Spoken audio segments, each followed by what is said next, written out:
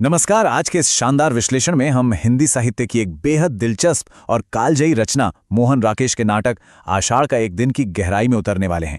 ये महज एक नाटक नहीं है, ये प्रेम और महत्वाकांक्षा के बीच सदियों से चले आ रहे उस गहरे मनोवैज्ञानिक युद्ध का अद्भुत चित्रण है जिसे इंसान आज भी कहीं न कहीं अपने भीतर लड़ता है। जरा सोचिए, क्या होता है जब परम प्रसिद्धि और सफलता पाने की धुन में सबसे सच्चे प्रेम की ही आहुति दे दी जाती है। इस गहरे मनोवैज्ञानिक दुविधा पर थोड़ा विचार करना वाकई जरूरी है, क्योंकि सच कहूं तो यही इस पूरी कहानी की धड़कन है। तो चलिए बिना किसी देरी के सीधे इसकी गहराई में चलते हैं। आज के इस सफर को हम 5 अहम हिस्सों में बांटेंगे। पहले ऐतिहासिक परिचय, फिर मुख्य पात्र और उनका संघर्ष, उसके बाद कथानक यानी प्रेम बनाम राजदरबार, फिर इसके गहरे विषय और संदेश, और आखिर में याद रखने के लिए एक बहुत ही शानदार त्वरित स्मरण ट्रिक। भाग 1, ऐतिहासिक परिचय। किसी भी मास्टरपीस की भावनात्मक गहराई को सही मायनों में महसूस करने के लिए उसकी नींव यानी उसके ऐतिहासिक और साहित्यिक संदर्भ को समझना सबसे पहला कदम होता है। आज हम जो भी बारीक और महत्वपूर्ण जानकारियां डिकोड करने वाले हैं वे सभी सीधे इस बेहतरीन स्रोत अध्ययन सामग्री से ली गई हैं। यह डॉक्यूमेंट इस महान नाटक के असली सार को बहुत ही खूबसूरती से हमारे सामने रखता है। चलिए कुछ बुनियादी बातों से शुरू करते हैं। इसके रचयिता महान मोहन राकेश हैं और इसे पहली बार 1958 में मंच पर उतारा गया था। 3 अंकों वाले इस नाटक की कहानी प्राचीन काल में रची गई है, जो सीधे तौर पर कवि कालिदास के जीवन से जुड़ी है। अब यहाँ जो बात सबसे ज्यादा दिलचस्प है वो ये कि विधा के रूप में इसे सिर्फ ऐतिहासिक नहीं बल्कि ऐतिहासिक मानसिक नाटक का दर्जा दिया गया है। यानी यह सिर्फ बीते हुए कल की कहानी नहीं है, बल्कि इंसानी दिमाग और मन की गहराइयों का एक बहुत ही उलझा हुआ मनोवैज्ञानिक सफर भी है। आगे बढ़ते हैं भाग 2 की ओर, मुख्य पात्र और संघर्ष।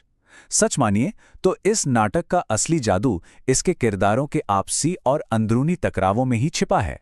कहानी के मुख्य किरदारों पर एक नजर डालते हैं। सबसे पहले हैं कालिदास, हमारा नायक, एक ऐसा प्रतिभाशाली लेकिन अति महत्वाकांक्षी कवि जो नाम और शोहरत के लिए अपनी जड़ों तक को छोड़ देता है। उसके बिल्कुल उलट खड़ी है मल्लिका, हमारी नायिका, जो पूरी तरह से निस्वार्थ और समर्पित प्रेम की जीती जागती मिसाल है। फिर कहानी में एंट्री होती है प्रियंगो मंजूरी की, उज्जैनी की राजकुमारी, जो आगे चलकर कालिदास की पत्नी बनती है और एक बड़ा शाही मोड़ लाती है। और अंत में है विलोम, जो इस पूरी कहानी का सबसे यथार्थवादी यानी एकदम प्रैक्टिकल किरदार है। विलोम के किरदार पर थोड़ा और ध्यान देते हैं। इसे प्रतिपक्ष या अंग्रेजी में कहें तो एंटीथेसिस कहा गया है। विलोम कोई आम विलेन नहीं है, बिल्कुल नहीं। और यह बड़ी ही खूबी से दिखाता है कि साहित्य में कैसे एक पूरी तरह से व्यावहारिक किरदार का इस्तेमाल नायक के अहंकार और उसकी हवाई बातों को जमीन पर लाने के लिए किया जाता है। विलोम कालिदास की ऊंची और अक्सर दोषपूर्ण महत्वाकांक्षाओं के सामने एक कड़वी सच्चाई का आईना बनकर खड़ा रहता है। भाग 3, कथानक, प्रेम बनाम राजदरबार। अब कहानी के उस ट्रैजिक या कहें दुखद सफर को समझते हैं जो नायक की पूरी दुनिया ही पलट कर रख देता है। कालिदास की जिंदगी का ये सफर 3 बड़े मोड़ों से होकर गुजरता है।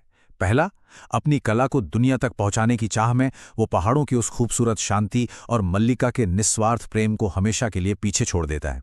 दूसरा, वो उज्जैनी पहुंचता है और राजदरबार की बेशुमार सुख सुविधाएं और यश हासिल कर लेता है।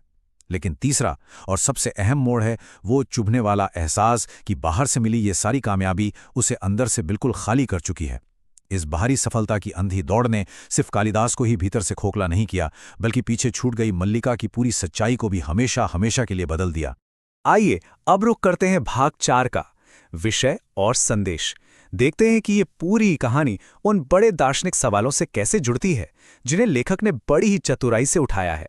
देखिए, इसे सिर्फ एक पुराने दौर की कहानी मत समझिएगा। इसमें प्रेम बनाम महत्वाकांक्षा और कला बनाम वास्तविक जीवन के द्वंद्व को बहुत ही गहराई से उकेरा गया है। इसके किरदारों का त्याग और उनके अंदर लगातार चलने वाला संघर्ष ही इस नाटक की असली जान है। अगर साहित्यिक नजरिए से बात करें तो मोहन राकेश की काव्यात्मक भाषा, पात्रों की मनोवैज्ञानिक गहराई और वो शानदार मंच संरचना, ये सब मिलकर इसे हिंदी साहित्य की एक अमर और बेजोड़ कृति बना देते हैं।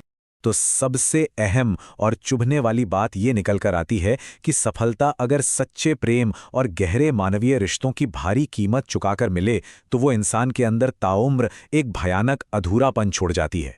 यही इस पूरे विश्लेषण का सबसे भावुक और कड़वा सच है। इंसान शायद पूरी दुनिया जीत ले, लेकिन अगर उसके अपने ही पीछे छूट जाएं तो वो जीत पूरी तरह से बेमानी और खोखली है ना? भाग 5 त्वरित स्मरण या कहें एक क्विक रिकॉल ट्रिक। अब इस गहरी और सीरियस चर्चा के बाद माहौल को थोड़ा हल्का करते हैं और देखते हैं एक शानदार ट्रिक जो इन सभी बातों को चुटकियों में याद रखने में मदद करेगी। ये ट्रिक वाकई लाजवाब है।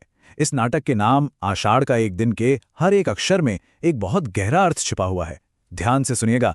आ से है आषाढ़, जो प्रकृति और बारिश का प्रतीक है। शा से भावना, जिसमें प्यार और दर्द दोनों समाये हैं। ढ़ा से द्वंद्व, यानी जिंदगी के वो उलझे हुए अंतर्विरोध जिनका सामना हर कोई करता है। का सीधे हमारे नायक कालिदास को दर्शाता है। एक का मतलब है वो एक दिन या फिर जीवन का वो मोह जो हमें अवास्तविक चीजों से बांधे रखता है। और आखिर में दिन, जो ये बताता है कि दिन और समय तो बदल जाते हैं, लेकिन स्मृतियां यानी यादें हमेशा जस की तस रहती हैं। ये सिर्फ याद रखने का कोई शॉर्टकट नहीं है, ये तो पूरे नाटक की आत्मा का एक बहुत ही खूबसूरत सारांश है। और अब इस विश्लेषण के बिल्कुल आखिर में इस बेहद गहरे विचार पर गौर करना बनता है। यश की आकांक्षा में जो छूट जाता है वही जीवन का सबसे सुंदर और सच्चा हिस्सा होता है। आज की इस भाग दौड़ भरी जिंदगी और महत्वाकांक्षाओं की अंधी दौड़ में क्या पीछे छूट रहा है? क्या बाहरी कामयाबी की कीमत हमारे सबसे सच्चे और सुंदर रिश्तों से भी ज्यादा हो सकती है? इसी गहरे सवाल के साथ आज की चर्चा को यहीं विराम देते हैं।